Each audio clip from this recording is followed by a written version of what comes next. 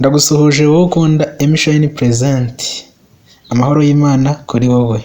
Nk'ibisanzwe dusanzwe tubagezaho ibyegeranyo ndetse n'amakuru atandukanye. Aka kanya tugiye gutemberana mu mudugudu wa Umoja uherereye muri Kenya. Wibuke gukora subscribe niba utarayikora, ukore na share, ubundi dukomeze kubagezaho ibintu byiza cyane. Urwamo n'abagore n'abakobwa gusa, nta mugabo wemerewe kuhaba cyangwa ngo hakandagize ikirenge keretse abifitiye uruhushya. Uyu mudugudu watangiye guturwa mu 1990, bivuze ko umaze imyaka 35. Watangiranye n'abagore 15 bagiye bahohoterwa nabo bashakanye mu bihe bitandukanye. Ubu tuwe n'abarenga 50 bose bahuye n'ibibazo by'ihohoterwa.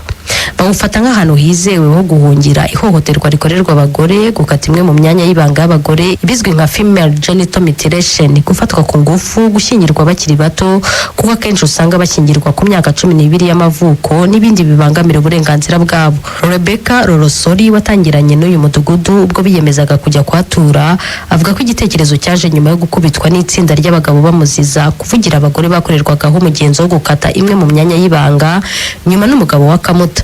Igihe yari mu bitaro ngo nibwo yagize igitekerezo cyo kugira agace katarangwamo umugabo mu rwego rwo guharanira uburenganzira bw'abagore n'abakobwa no kubasubiza agaciro. Gusa ngo abagabo bo mu karere ka Samburu baramurakariye cyane. Let me just tell you how we started. Reka nkubwire uko twatangiye. Umugore wo muri Samburu nta burenganzira agira. Niba umugabo wawe ashatse kukwica, afite uburenganzira bwo kwica igihe icyo ari cyo cyose, kubera kuri nk'igikoresho cye. Mu muco w'abatuye muri Samburu hari umudugudu wigeze wumva abagore gusa. Rero abagabo baravuze ngo tugomba gusenya kariya gace. Natwe turavuga tuti aho turi bujye, mubareke batwice. Bakora amateka mabi y'ubwicanyi bw'abagore bose muri uyu mudugudu.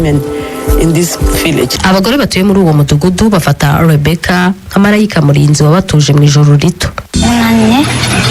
Naje hano muri Umoja kubera ko nahatiwe gushakana n'umugabo mukuru. Rebecca yankuye mu makuba yo gushakana n'umugabo mukuru. Ndamushimira cyane, yatugize abo turi.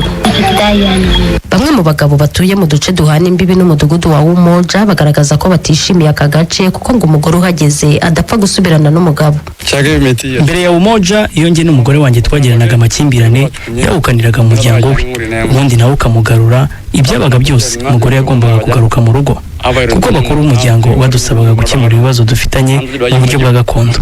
Umugore ntagomba guta umugabo, ariko ubu ubwo yagiye abakuru b'umuryango bangiriye inama yo gushaka undi. Ntabwo byishimiye habe na gato. Ntabwo nkunda Umoja ko iyobowe n'abagore. Mu muco wacu Samburu abagore ntabwo bayobora. Icyakora nubwo baba muri uyu mudugudu wa Umoja, umugore cyangwa umukobwa ushatse gushaka umugabo arabyemerewe, ariko agahita ava muri uyu mudugudu. Banemerewe gutemberera mu tundi duce, ari nako barushaho kwigisha abahatuye ibijyanye no kubahiriza uburenganzira bw'abagore no kubarinda ihohoterwa. Aba bagore ni nabo bubaka inzu zo guturamo muri aka gace mu kurushaho kwishakamo ibisubizo. Ni inzu bubakisha ibiti n'ibyatsi bagahomesha ibyondo. Mu rwego rwo gukomeza kwiteza imbere kandi bakora ubucuruzi bw'ubukorikori butandukanye burimo n'ubw'imitako, bikagurwa na ba mukerarugendo basura uwo mudugudu batuyemo kubera amateka yaho. Usibye ko no kuhinjira kuri ba mukerarugendo ngo bisaba kwishyura. Iyo mitako kandi bajya no kuyigurisha mu bice bitandukanye byo muri Samburu, gusa ngo hari ubwo abagabo babatangirira mu nzira bakabambura utwabo.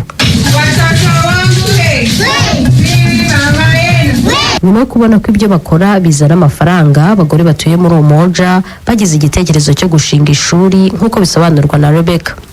We decided to build a school because Twafashe umwanzuro wo gushinga ishuri kuko twabonye ko uburezi ari ingenzi cyane. Ntabwo dushaka ko abana bacu baba nkatwe. Dushaka ko ubuzima bwabo burangwa mu mucyo, bakagira uburezi bwiza kandi bakamenya ibibera ku isi bitandukanye. and to know what's going on in this world. Umubare w'abatuye aka gace ugenda uhindagurika. Uheruka gutangazwa muri 2023 wagaragazaga ko gatuwe n'abagore barenga 50 n'abana babo barenga 200.